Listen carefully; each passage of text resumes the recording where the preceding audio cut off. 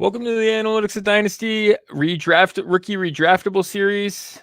I'm your host, Jordan McNamara, and I have two guests with me, Chris Vanek and Adam Wilson. You'll know them from the Top Dog Dynasty podcast. You know Adam from these parts as well. Gentlemen, thanks for joining.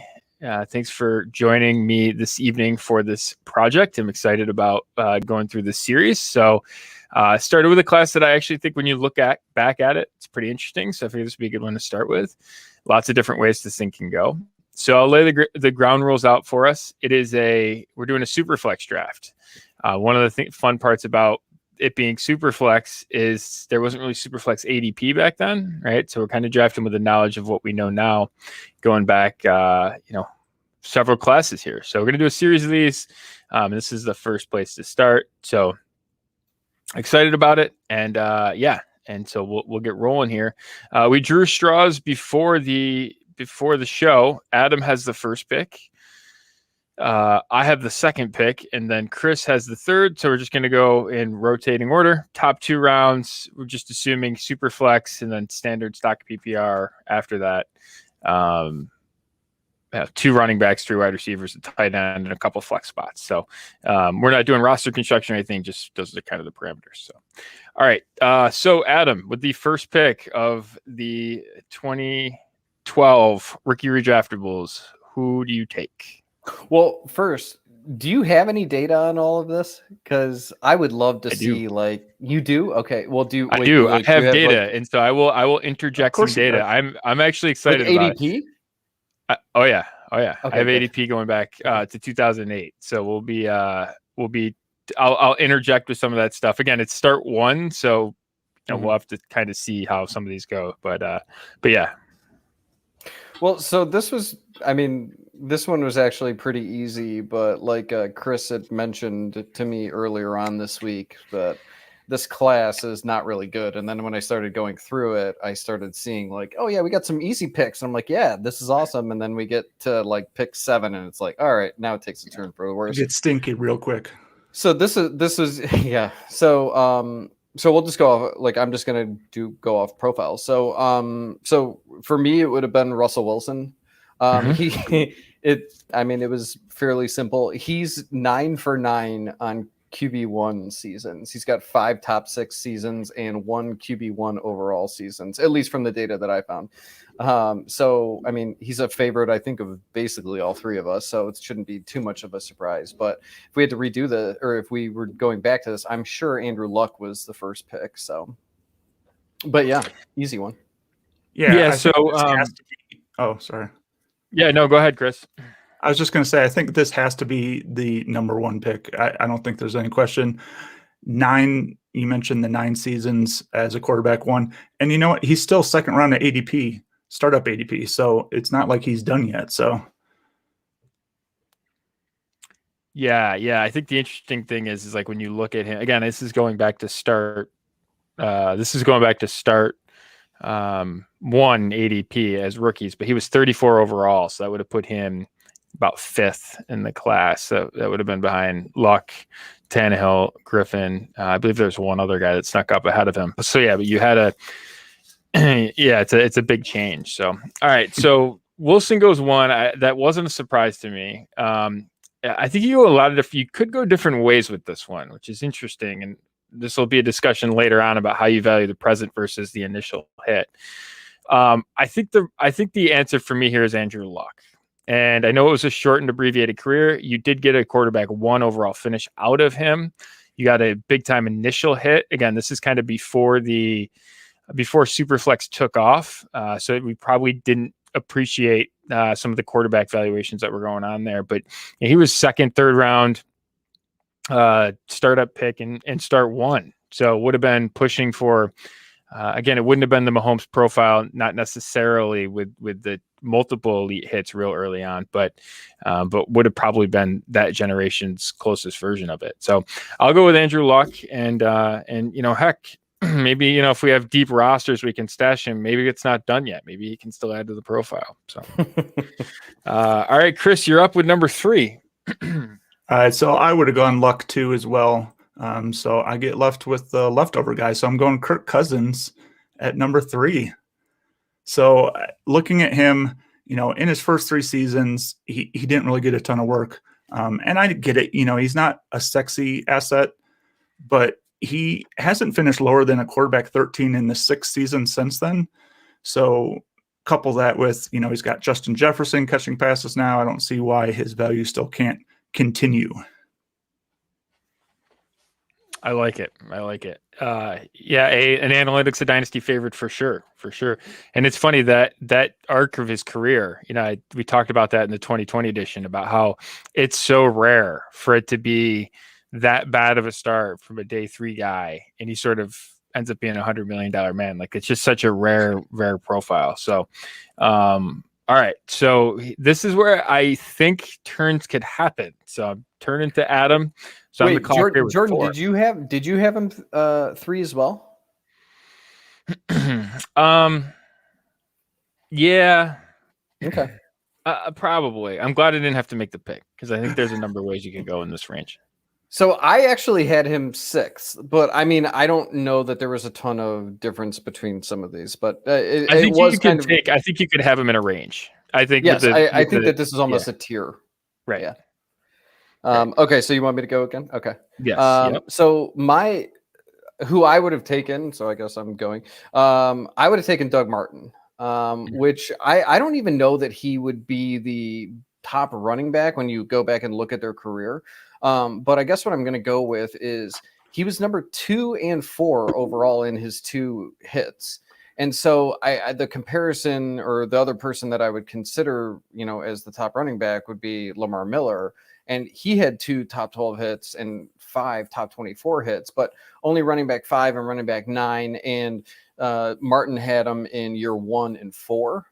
So you were hitting pretty early with him, and then you could probably get out of the profile pretty easily. So yeah, I went Doug Martin, and funny enough, I don't know that I've ever owned Doug Martin on a team. So I've had him a few times, and I think having him on my team, you got to experience some of that frustration, because you saw he was a top number 2 running back in a season, number 4 running back in a season, and then you saw these other seasons where he just, he was kind of limited, and you knew he could do that, but you were frustrated because he just couldn't repeat that year after year.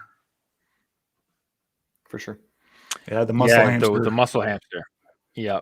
So this is an interesting one. So I'm sort of on the fence here with who to take here, and it's be a situation where I might want to trade down. I do have some good statistics about a person I want to talk about, but I'm going to go with Lamar Miller and hope the other person falls for me. I think it's a reasonable chance he does, but I'll go with Lamar Miller. And this is a classic. He's a cautionary tale about a lot of things, right? He's the really high uptick guy sort of early on in his career that everyone wanted more from. They need to use him more. And then he leaves Miami. Miami wasn't using him. They need to use him more. He leaves Miami, goes to Houston, and then we sort of see why. Again, a really rock solid career. From day 3, you're getting 3-4 top 24 seasonal finishes. It's a really rare feat from that. You get that maybe once every 3-4 years, something like that. So that's a really, really good profile. High level of functionality. Again, maybe the ceiling wasn't always there, but in terms of a dense hit from where you got him, he was and just to roll back here on the Doug Martin thing, 2.7 overall. So he was the second highest rookie from that class. Again, at start 1 ADP, he would have probably been 4 if it was actually super flex. Lamar Miller was down at 15.9, so firmly in the second round there. And so I'll take him, and we will move on to Chris at 106. All right, so I did have Lamar Miller as my second running back, but here I'm going to go with my first wide receiver, T.Y. Hilton. Looking at him, 9 seasons, averaged over 1,000 yards, 5.5 touchdowns per year, finished as a top 24 wide receiver 5 times. Again, not a guy that is a real high ceiling guy, never had 100 catches, never had more than 7 touchdowns in any season, but he was solid, and you knew that he was going to score points for you.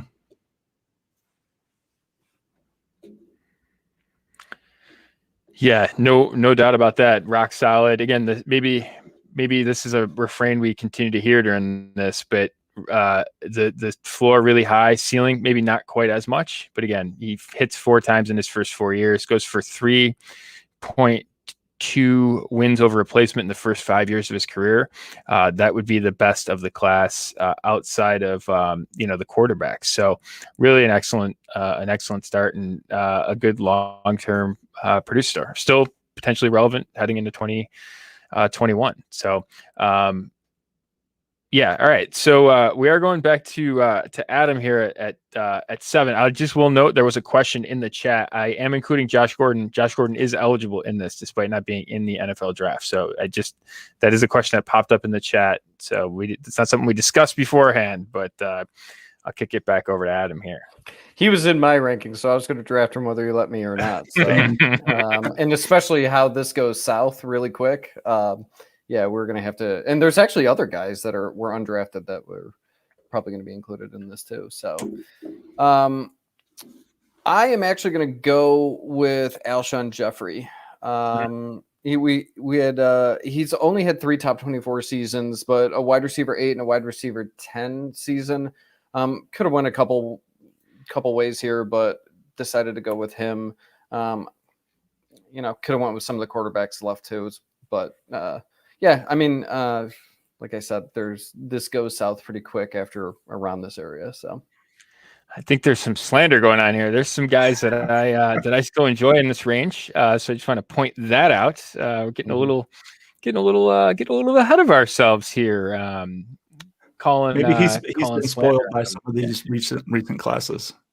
Yeah. All right. So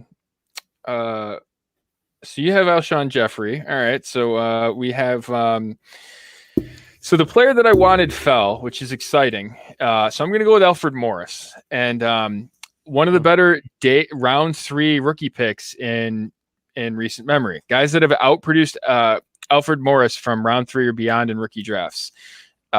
Arian Foster, and this is in terms of WARP in the first 3 years. Arian Foster, Austin Eckler, Aaron Jones, James Conner, Tariq Cohen. Hard stop at running back.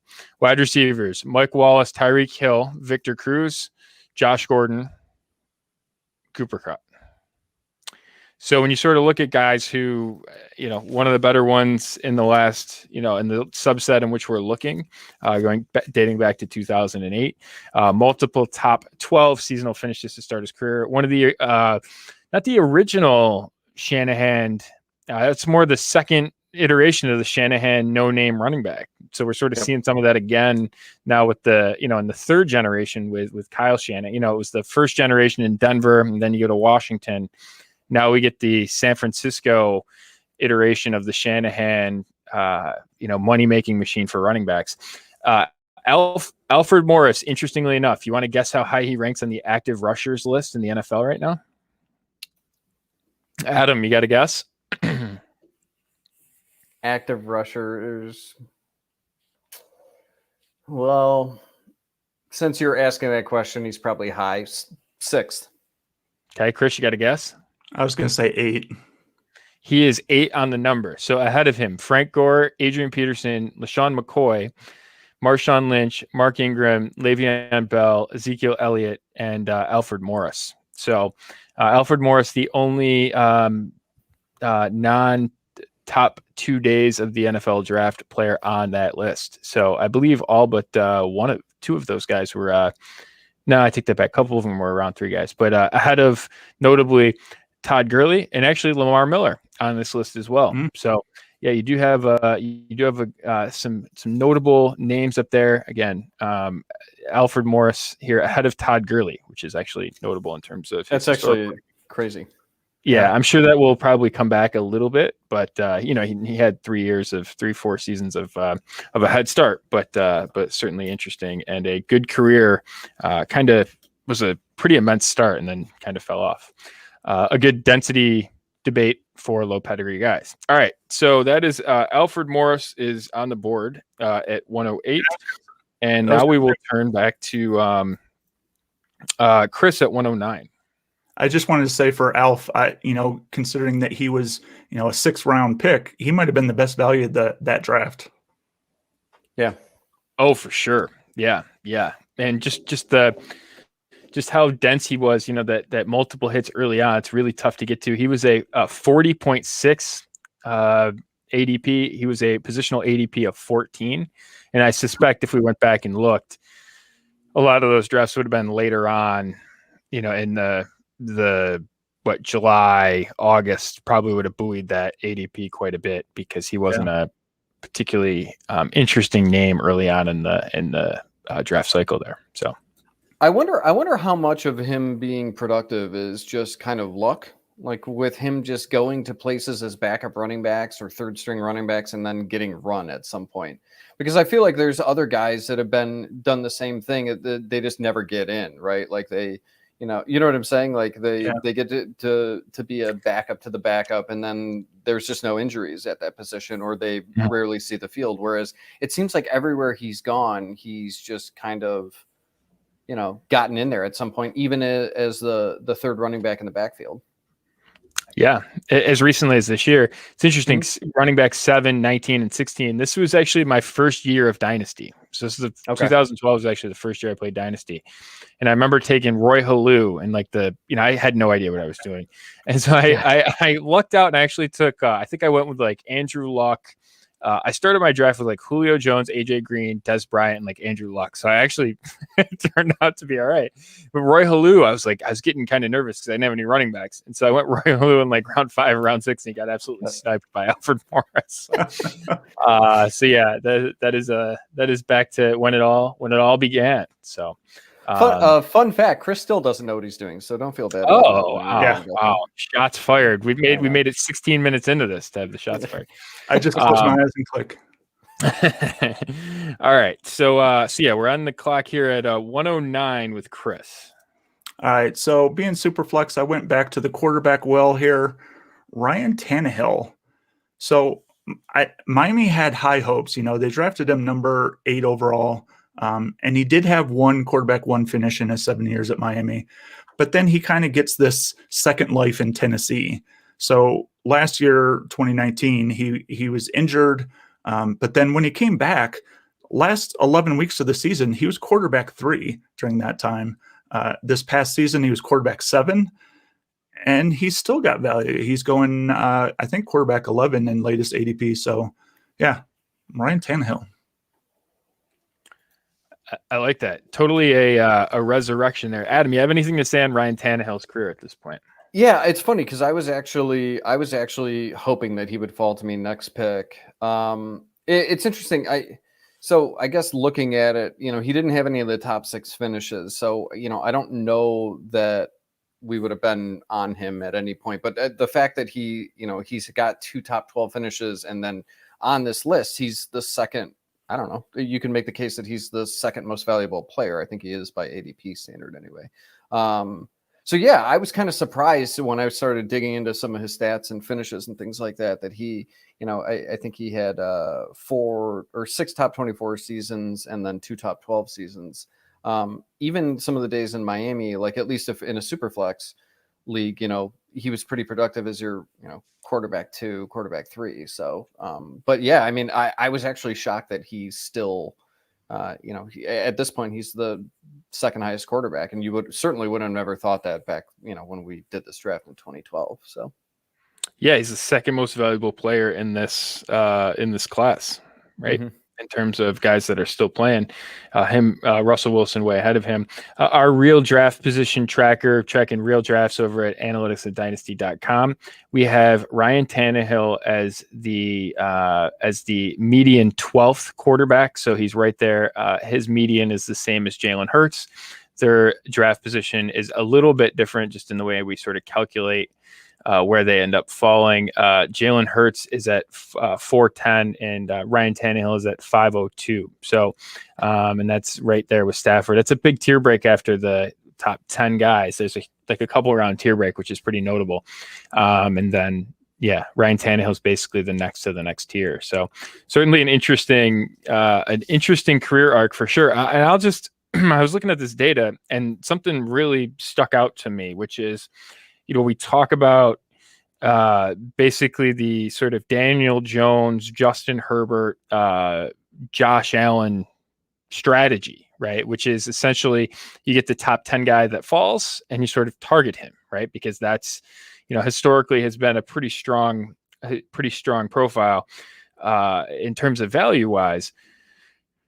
Andrew Luck, Robert Griffin III, 3.9 in that class and start 1, right? So talk about an era long ago. 3.9 in terms of his ADP. He's the highest start 1 quarterback that we've tracked.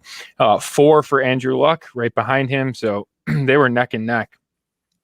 And Luck is the second highest one as well. Ryan Tannehill, 21.6. Right. So that couple of that round and a half gap, which we see with a lot of these guys that sort of make them standout guys, that was there for Tannehill. So that's not a new trend. And that was certainly hey, sometimes when you change situations, right, that can actually, can help some folks. So it is a notable thing. Again, that's, how much success was that? Did the original person that took him at 21.6 still have him? Probably not, but I think it's it's certainly an interesting data point there in terms of that strategy. Okay, so now, with 109 off the board, we turn back to Adam for the 10th pick here. Yeah, this gets tough now. So I'm going to go with Marvin Jones. 1 top 12 season, 2 top 24 seasons. I think the thing about him is that he's just been productive. And so, I mean, you'll kind of see with the players that start coming off the board here. But I guess I look at him and he's still valuable to this day. He's, he had a pretty good season last season. I don't know. I guess if we were doing this in 2012, I don't know if I would still own him by now, but he's been a player that I've always liked. And, a steal that I was getting in the 15th round last season. So I had him between him and another player. And, I just went with him just because he had a couple top 24 seasons. So, yeah, Mr. An Analytics of Dynasty favorite there with Marvin Jones. The connection with Stafford could still be relevant. Wouldn't shock me if he, landed someplace to be a productive wide receiver trying to chase a ring at this point. So still has, I think, something left to offer for sure. All right, this is where it kind of takes a turn, and there's some scar tissue here for Cleveland fans. I'll just sort of as a threshold matter, I'll just say that this was the other guy then. Yeah. Well, there's a couple of them. That's how it is with Cleveland. So there's a lot of scabs that we're going to rip off here. Mm-hmm. All right, I'll go with Trent Richardson. And so Trent Richardson, not the other guy then. Yeah, I think there's a couple of them in here. Trent Richardson, I'll go with him. So he was the consensus 101 that year. So again, consensus 101, be careful, right? Not a sure thing. Hits, right? The trade thing, that's all weird and everything. It's an early start. I'll say I would have gotten bit by how it turned out, because I would have been like, oh, look, first round running back, top 10 pick in the NFL draft, hits early. That's a 101 profile, right? God damn it. I've been waiting to say that all day long. I'm like, as soon as someone says Richardson, I'm just going to say, we would have been annihilated by this. Yeah. We would have been, right. That would have been a 101 profile in terms of guys that were, that's a platinum standard, right? That high of a pick that early for him to bust out, right? That really, he's one of the ones that bends the density curve on first round running backs in weird ways, right? So, nothing's ever for certain, and he's a good example of that. So, just don't. But it's crazy. He had a good start to his career. They get a first rounder out of it, and kind of, it's an interesting arc there. So how were the Browns stupid enough to take him at number 3 and then smart enough to turn around and sell him the next year when he different GMs? Yeah. Is that what happened? Yep. Tom Heckert drafted him, and then he was fired. Mike Lombardi and Joe Banner came in, and it is so funny because I don't know if people know this. I'm here in Cleveland, and people literally hate Mike Lombardi. They say that he's the worst GM that we've ever had, which is, I don't know how you can even make that case. But I mean, the thing that separates him from the other GMs is that he got a first round pick for Trent Richardson.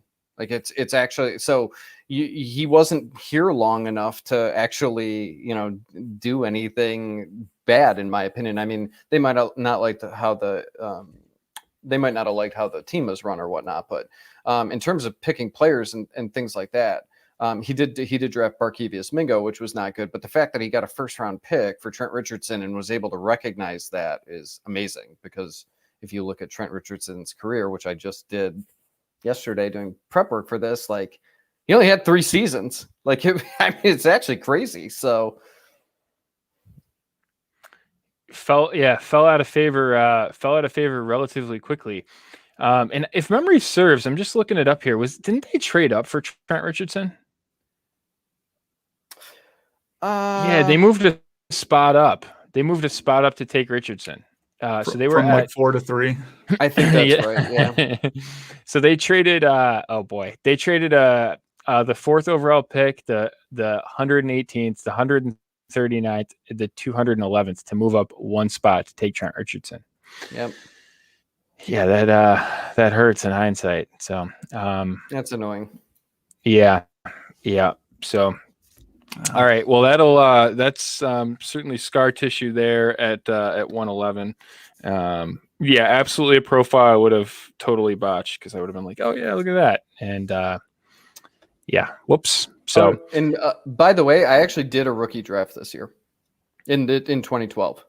I actually just pulled it up, and I would have been all over Trent Richardson. Fortunately, I did not pick until, I don't even know. I don't even think I had a first round pick. So I'm pretty glad, though. It was a start one, but I would have been all over him. So all over him. Yeah, it'd be interesting to go back and look and see what mine was that year, that startup draft, which it was funny. There's a funny story. There's a funny backstory to all that. It was I was living, it was just out of school and living in my grandmother's basement, waiting tables and totally not applying my degree. And I was like, I need something to do. And that's how Jordan's Dynasty experience got started.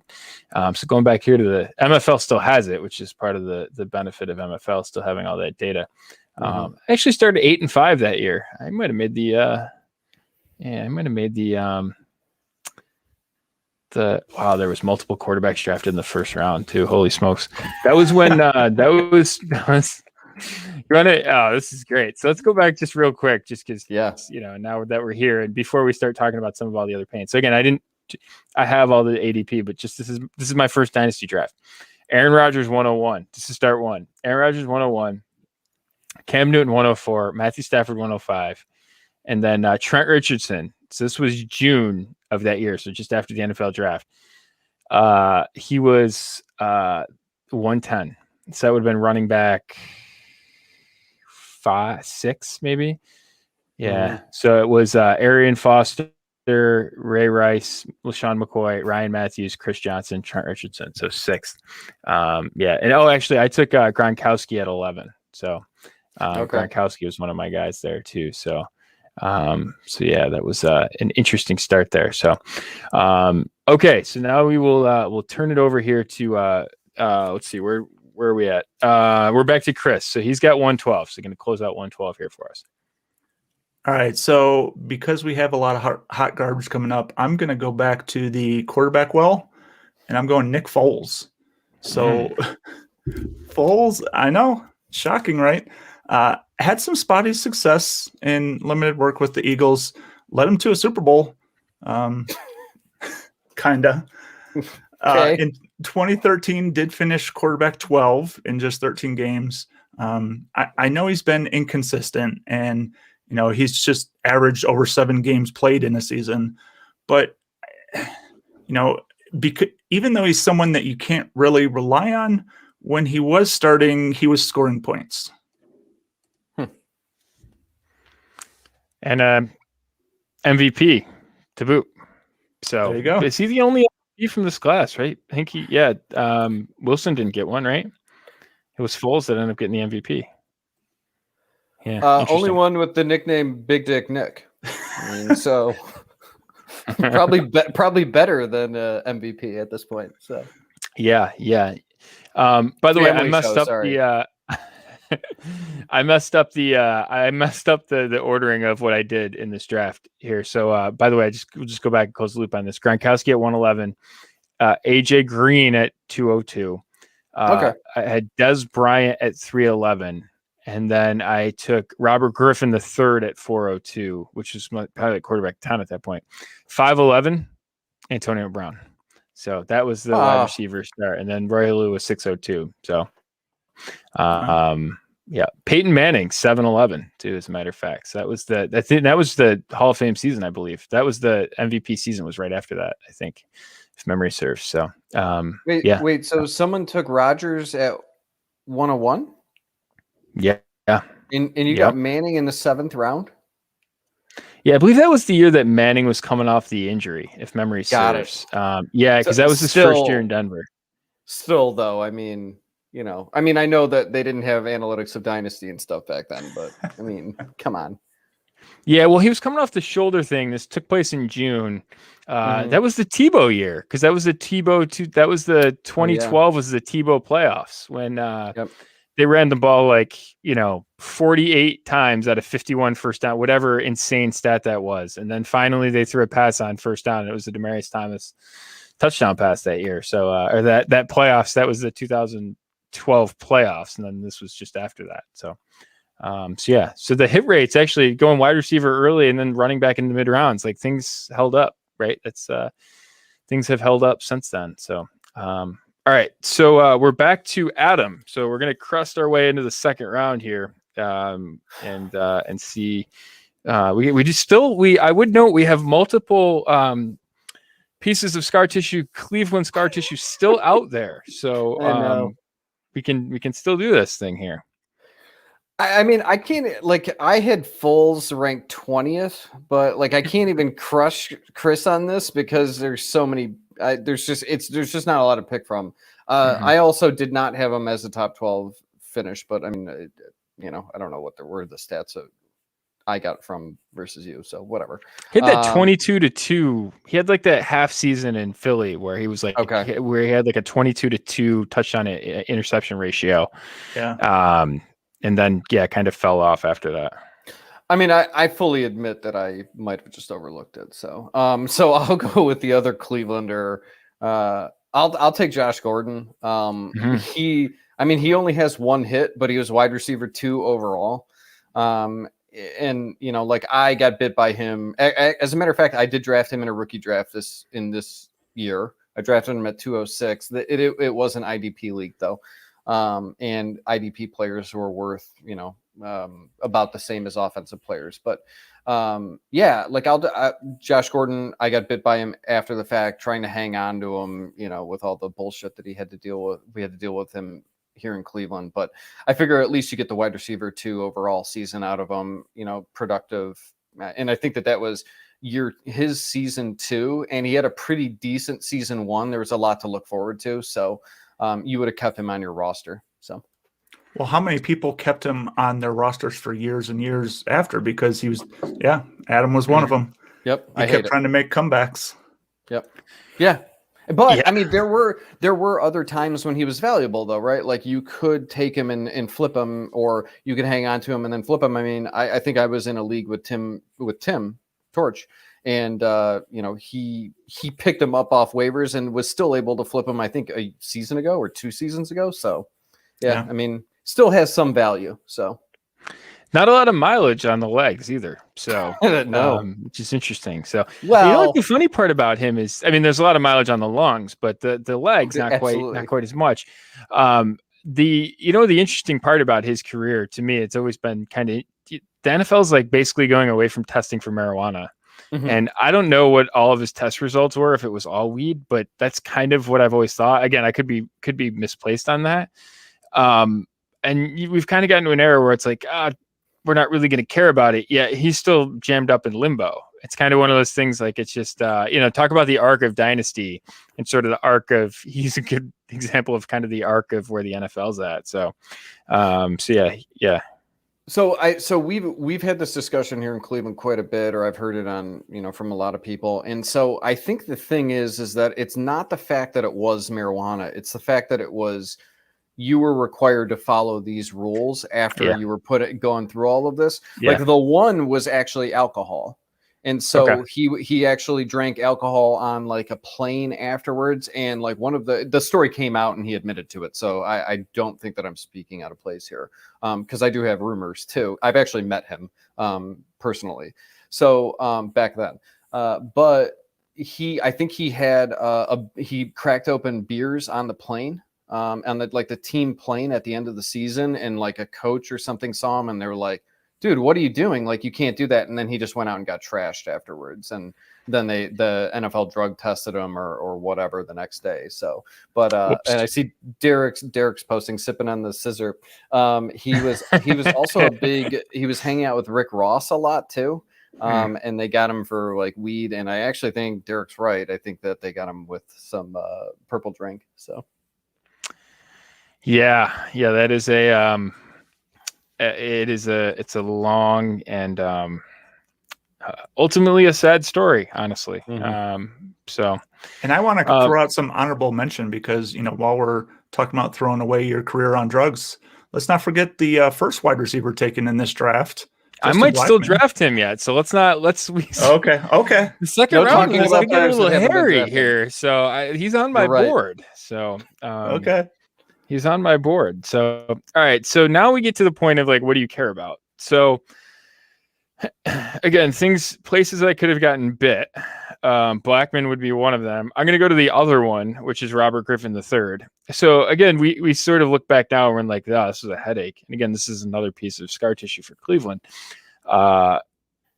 He had the really good start and was super valuable and then fell from there.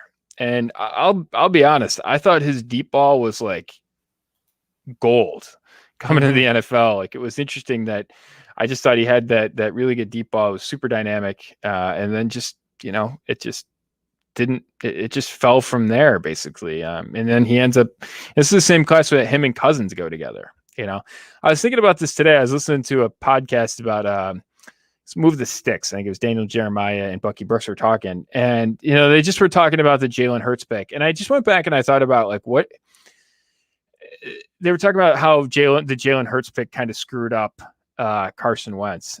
And I went back and I thought about it. I was like, well, what would you think about if they drafted you at 2, traded up for you, and then they drafted Cousins later on? Or and then you see the other guys that this has happened to, right? You see Brady has had this happen with Garoppolo, right? Rodgers has had this happen with Jordan Love. Heck, Alex Smith had this happen with Patrick Mahomes. He actually had it happen twice to him, and has his best season like of his entire career after they drafted Patrick Mahomes, right? So it's this was one of the original ones of that, and he was drafted more as a backup and then ultimately took his job. But yeah, it was an interesting, it was an interesting turnabout there in terms of some of the parallels we see. So I got to get my, my Carson Wentz talk in. That is it's required Analytics of Dynasty content. All right. So here we go. So I took Robert Griffin III there with 14. So that's 202 in a rookie draft. If you're counting, that is quarterback 6, I believe. Yep. Quarterback 6. And now we are back to Chris here with the 203. Okay. I'm going to do it. I'm going to take Kobe Fleener. First tight end taken in the NFL draft, first tight end taken in this draft. It played on a couple teams where they used the tight end well, and he had, a tight end 6 finish in 2014. 3 other finishes in the early tight end 2 range. So somebody that would be valuable at his position. The only tight end hit from this class. So It was, it's, you get to a point where he actually went 111. It was his ADP that year. So him and Luck connection was very real. So it's funny, despite what we know about the class, he was actually one of the better picks in terms of that first round. And and was one of that's a really rare ADP for a tight end. And to have that first round tight end, it's not that common historically. So he's one of only like a handful of guys to actually do that. So pretty notable accomplishment there as well. All right, Adam, back to you. So I'm going to go with Kendall Wright. He does not have a top 12 season, but does have a top 24 season. I believe is a first round pick. I think he was late first round.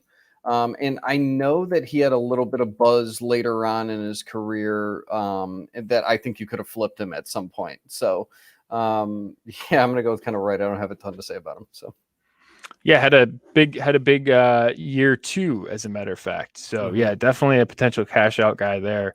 Again, probably a season I would have gotten burned by, but started 45th, 20th, and then 41st, and then sort of fell off after that. So yeah, he was one of the early air raid guys, right, to come out. Yep.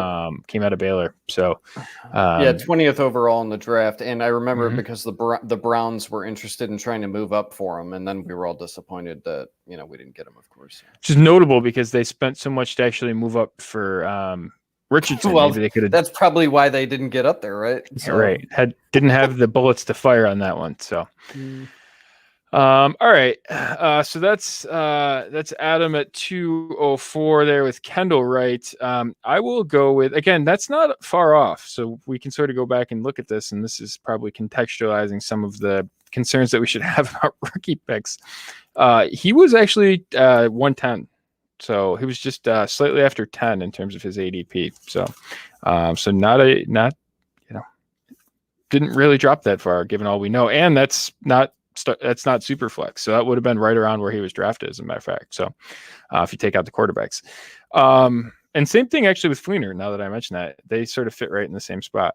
Okay. So I will go with, there's a couple of guys here. This is a big flunk out for substance abuse class. There's a bunch of these guys. Oh man. All right. I'll go with Justin Blackmon. I love the profile coming out, and starts off with he gets on the board early with a top 30 finish.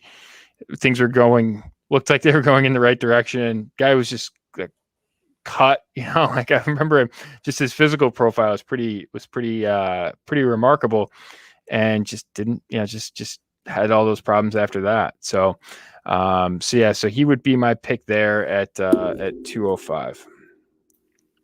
Again, probably a profile I would have gotten burned by, because I would have been like, oh, this is a great start, and then gotten burned by it. So what a waste. Yeah, it was. All right. Now we're back to Chris at 206, halfway through, second round. All right. I don't really like this pick, but I'm going Cole Beasley. He was my next pick. Kind of a crazy career here. He had several wide receiver 3-4 finishes, but then his last 2 seasons have been like the best of his career. It's like he's gotten better since turning 30, and I can relate to that because he's like me. Yeah. That's how you can relate to that. That's great. Okay. Yeah. He's getting better with age. Exactly. So. Hopefully he's still got a ring in his future. That's what we're sort of rooting for in these parts. So big Cole Beasley fans in these parts. So 49.6 ADP. You'll remember, fun fact about Cole Beasley, almost quit in training camp. Right. So he basically essentially walked out of training camp, had to be corralled back in. And I remember that was like back when I was discovering Roto World, which is now doesn't exist anymore. So again, my dynasty career has outlasted the existence of Roto World in its proper form. And now it's sold out to the big NBC corporation. So, but I remember that was a pretty notable one there. Cole Beasley walking out of training camp, quitting. I'm not going to make it, and ends up being one of the better receivers in that class. So I totally forgot about that too. Yeah. I heard it talked about recently, and I can't remember where I heard it. I wish I could give him credit for it, but I remember that, and then I went back and looked it up a little bit. So, all right, Adam's at 207 here. Right. I'm gonna go with Rashard Matthews. Hit a top 24 season. I don't have much more on that than him. That's kind of where we're at right now. So yeah, Rashard Matthews. Yeah, I liked Rashard Matthews. He had a season there in Tennessee. And actually bounced around a little bit after that, but kind of like that professional wide receiver, not a great physical profile, but I did like him. So all right, so I'm gonna go here with there's some Jordan scar tissue coming back here. I'll go Michael Floyd. So wide receiver 25 finish early on, and then some of the problems that have happened in this class with Gordon, with Blackman, with Floyd popped up with Floyd here. So but he was a very valuable commodity early on in his career, and then just never really crested. So that was back when it was him, and that was prime Larry Fitzgerald, part of Larry Fitzgerald's career. So I'll take Floyd, and that's thinking I could have sold him at a profit at some point along the line. I was going to say, I think that's a silver lining with him is that he might not have hit. I think his best season finish was like wide receiver 27 or something like that. Yeah. But you could have gotten out of him multiple times. So yeah, he was very insulated. Like it was always like, oh, he can do this. It was like year 4. Like, okay. So yeah. All right, Chris, you're on the clock. This is 209. All right. Sorry, 209. I'm going to go Case Keenum. He was UDFA quarterback and didn't do much his first 4 seasons, but 2017, he went to Minnesota to back up Sam Bradford, Mr. Glass, and surprise, surprise, Sam Bradford gets hurt, comes in week 2, leads him to the playoffs, and he had that kind of highlight season for him. I think he finished just outside of quarterback 1, but still, I had him at quarterback 14. And then that was about it. He make it to Cleveland at any point? Yeah. He's here now. He's there now, right? Yeah, that's right. Because there's a Stefanski connection there. Wasn't Stefanski in Minnesota when he was a starter in Minnesota? Yep. That wasn't that long ago. That's right. I remember because that was the Baker Mayfield's going to get benched for Case Keenum narrative in the offseason, right? That's what. Okay, I remember that. There's still time for that to come back. By the There's way. absolutely still time for that. We still got that. So, that'll bring me a really important question at the end of this. So I'll have to ask you guys, get some local knowledge here. Like we're playing golf. All right. So Adam, with your last pick, and a couple other guys I still have on my list. So we haven't gotten to the bottom of the barrel quite yet for my board. I managed to get 22, 23, 24 guys on here. So I'm glad I didn't draw 24. I'll say that. But Adam, on the clock here, 22nd pick, 210 in the 2012 redraftables.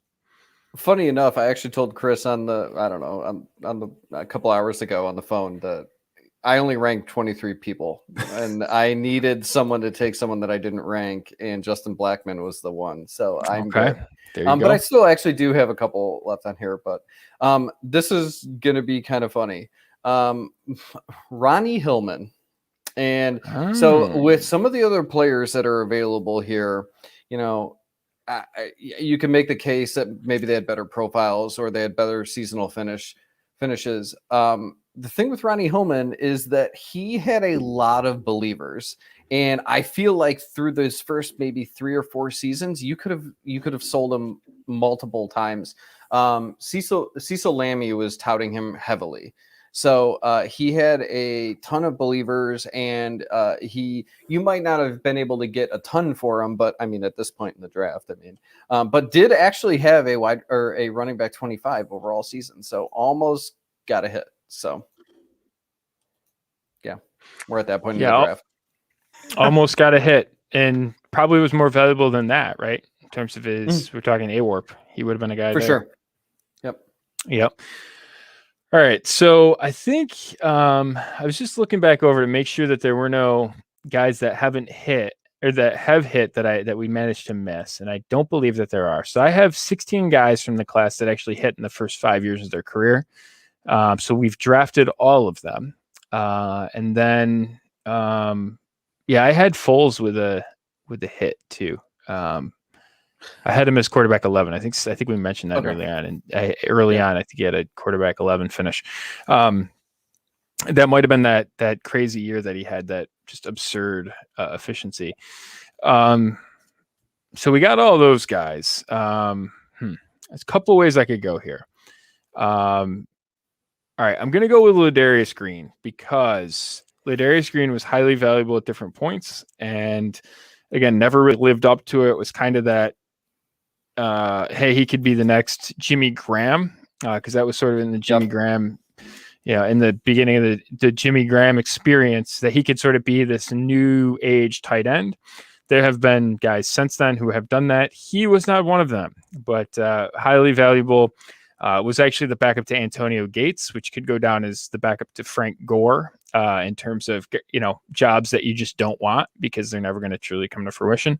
So he was highly valuable. I remember being in on him early in his career as well. So Ladarius Green with my last pick. And I do have a couple of honorable mentions when this whole thing's over. You guys pan this class. I think there's some guys in this. There's 16 guys in this class. Get a decent class. Yeah, I'm anxious to see what happens. Here. I'm actually anxious to see what the rest of the classes look like, and if it's easier at the end of them or not. Yeah. So. Yeah. All right, so I'm going to wrap it up with a guy that I had on several teams for some reason and kept him on my teams, Mohamed Sanu, perennial role player, and he was never really like the first or even the second receiving option on his team, but he did have, a few wide receiver 3 seasons. So I was going to bring him up too. I bet you he was pretty good in AWARP too. Chris has used him against me over the years in just spot plays, and it drives me fucking crazy. Sorry for swearing. Him and Marquise Lee have been on every one of his teams. It's unbelievable. And he plays them spot starts, and I'm just like, how does he get 24 points out of these guys? Or, damn it, Marquise Lee for 19 again. It's like, yeah. Yeah. All right. So is there anyone still on anyone's board that has not been taken? I have. Oh, I went like 40 deep. So. Oh, you had 40 deep. Okay. Any honorable mentions you want to shout out, Chris, in terms of guys that are left here? Not anyone that I really liked, but there's like a couple guys that I remember at the time I had a lot of hope for. And maybe had on a few teams. David Wilson was one of them. Oh, that's a good one. Yep. That thunder and lightning backfield. Yep. But just didn't. The injury was bad. He was destined for superstardom. Yep.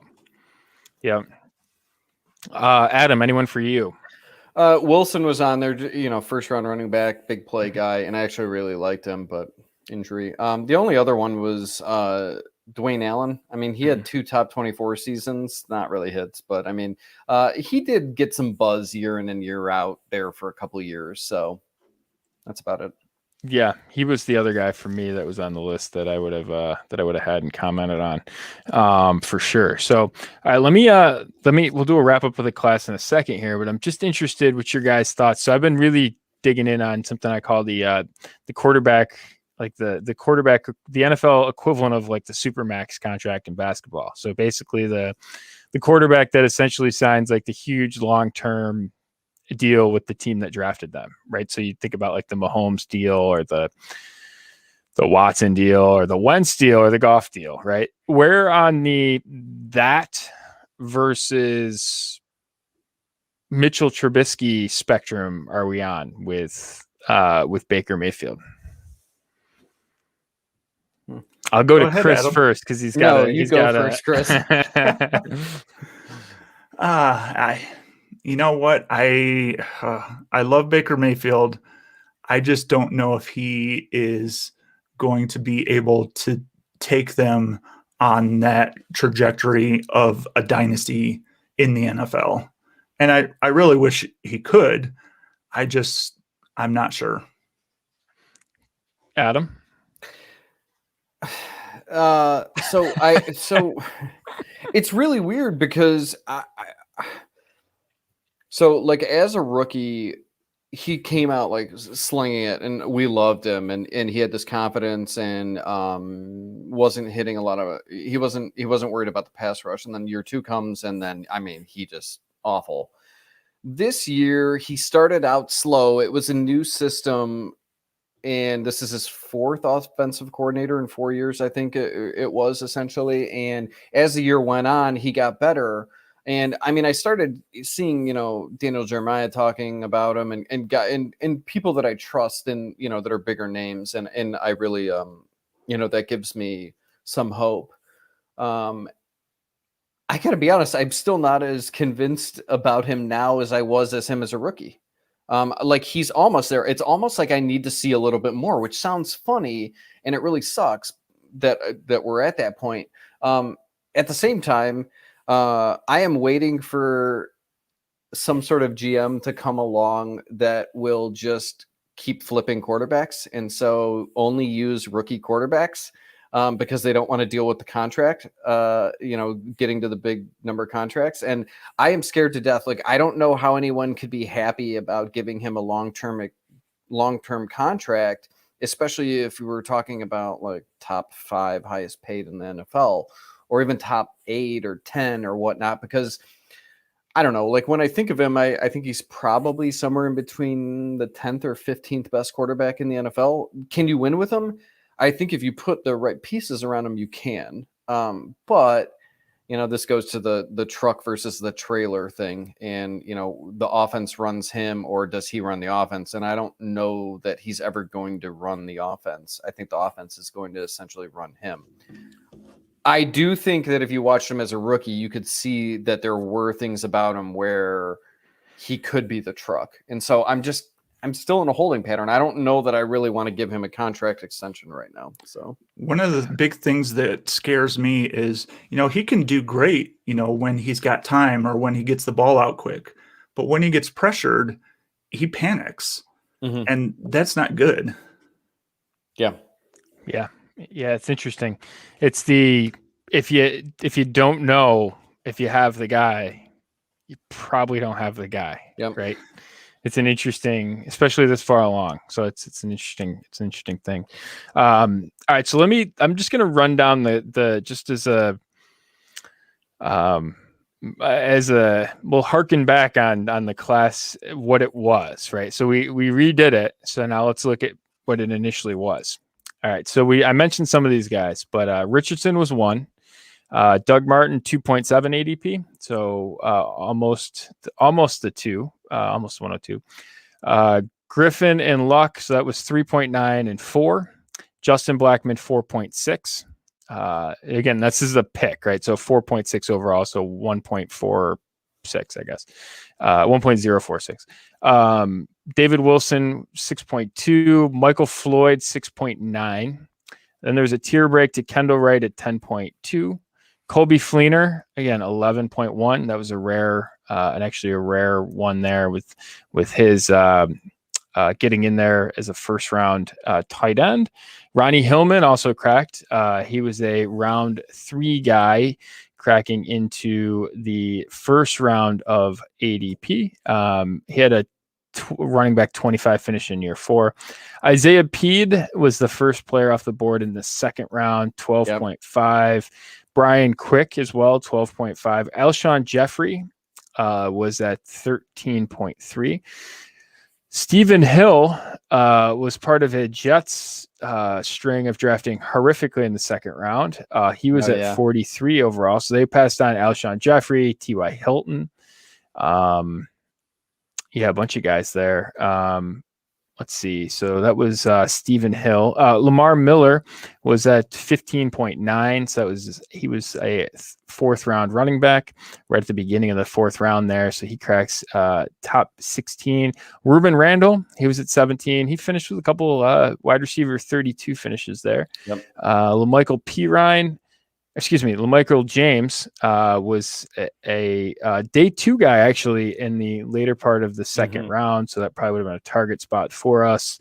Mohamed Sanu, it was at 20.4. Ryan Tannehill, again, we talked about him, 21.6.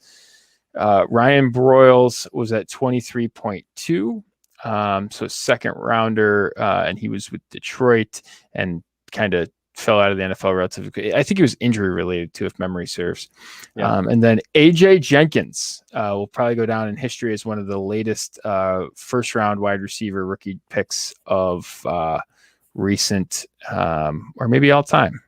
It's going to be tough to have someone go that late. So, and there was only he was there, and then there was a bunch of round 2 guys in front of him. And then, yes, there was 4 first round guys in that class. So it would have been Blackman, Michael Floyd, Kendall Wright, and then AJ Jenkins, I believe.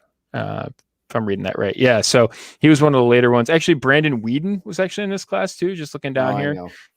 22 overall. So again, ripping off this. I should have drafted him just for the Cleveland scar tissue thing. I had him on my board. I just put trash in the notes. Just put trash. Vic literally is in there. Vic Ballard was 33, running back 33 in year 2. As a rookie, he was running back 33 as a rookie. So he there as 35.3. So just almost the last pick of the third round there. We mentioned Alfred Morris, some other guys down here, just anyone fantasy relevant, really. Bryce Brown was actually in that class too. So he was late 4th rounder. And then let's see here. Who else? Any other guys? Ryan Lindley started a game, I believe.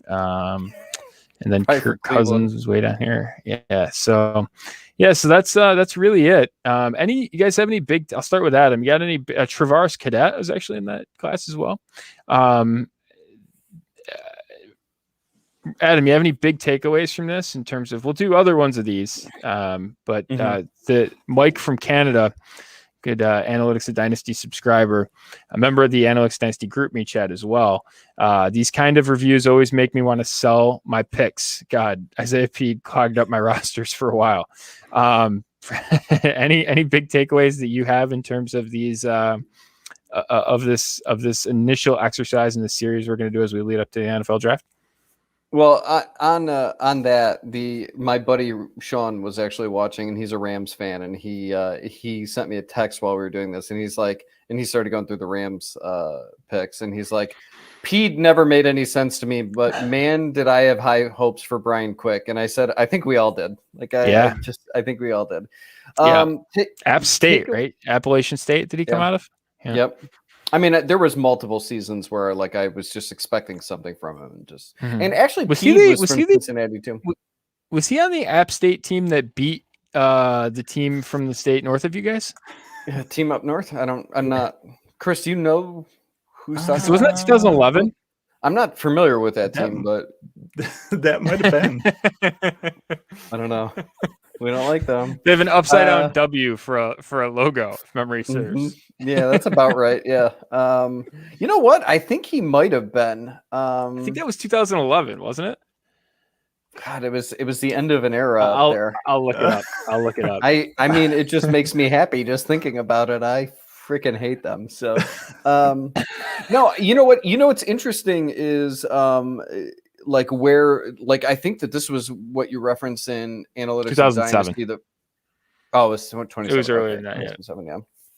But I think that this draft was, we had several references to this in AOD 1, and I think the luck and RG3 sneaking into first rounds, or was it just luck in terms of ADP and start 1?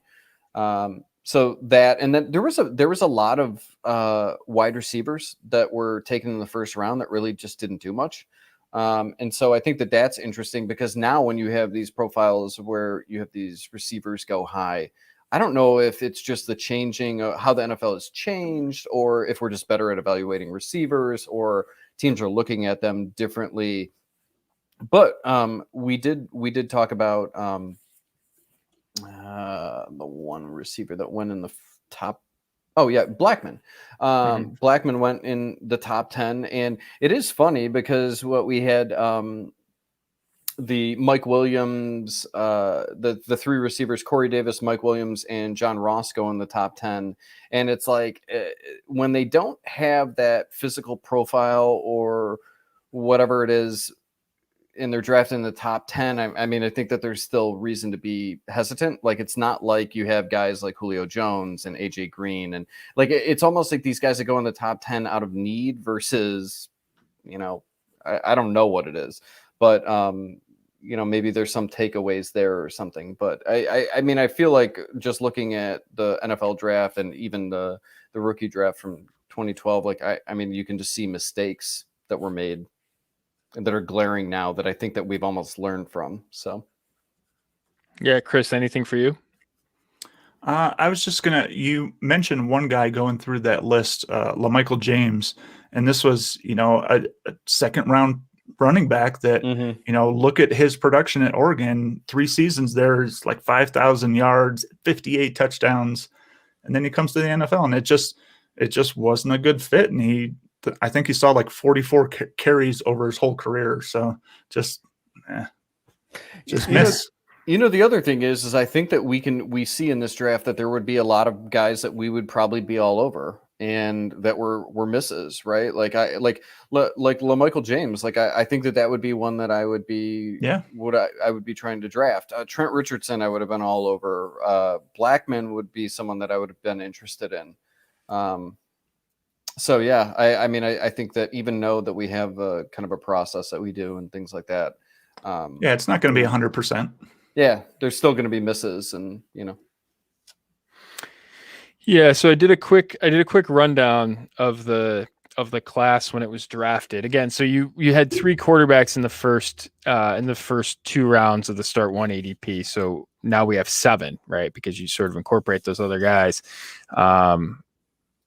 So it'd be interesting to think sort of what we would do in a start 1. I would imagine that all of them would have made it. Would you have taken Dwayne Allen over maybe Case Keenum, I guess? I don't know. Like when you go back and look at it, what would that have been? All right. So you think about maybe we have 6 or so, right? So you get double the quarterbacks. There were, and so you sort of look at, and then there was 3 quarterbacks, 1 tight end. So we made it with 2. There's 8 running backs. Initially, we made it with 5. Again, there wasn't 24 guys in the top 24 just because ADP doesn't work that way. And then we had 10 receivers, which is what there was. And then so basically the fall off was the running backs in particular. So it's a notable thing there. And I'd have to look, the guys that didn't make it from up there, it was the receivers, really. It was the guys that didn't make it in our group that were in the first round. The earliest one drafted was actually Isaiah Peed, but then you had Brian Quick, you had Stephen Hill, Ruben Randall, Michael James, Ryan Broyles, and AJ Jenkins. So those guys, it is the receivers, and that's a trend that we'll come back to probably. I would imagine is that some of the receivers that are drafted really early, or relatively early, right, second round, tend to the flame out rate's a lot higher than we expect. So we'll talk about all these guys, and this is one of my favorite times of year because we're breaking down Twitter, workout videos and reps and all that stuff. And, ultimately, will any of that time really matter? When we look back on it in 10 years, how much of that time was spent on guys that end up being non-relevant. So, yeah. But all right, well, that'll do it for this initial episode. You guys said, I said, hey, maybe an hour, a little bit more. You guys said, there's no chance of that happening. So here we are at about $1.09. So you guys can take your estimates and put them someplace. And I said I had faith. That's not what Adam said. So he said something very derogatory, I might add. So to be fair, it was because of you. It wasn't because of us. Like I said, you're on the podcast. It was derogatory. So. Okay, good. Yeah. Fun of me. So so that'll go on my ledger as being a win. All right. Thanks guys for tuning in. Chris, thanks for being here. Adam, thanks for being here. Top Dog Dynasty. And go check check their podcast out. And I hear, I don't know, I haven't been invited over there, so I don't know. Maybe this will get me back in good graces in terms of making an appearance. I don't know. We'll have to see. We'll have to see. All right. Until next time, continue embracing the variance, and we will talk again very soon.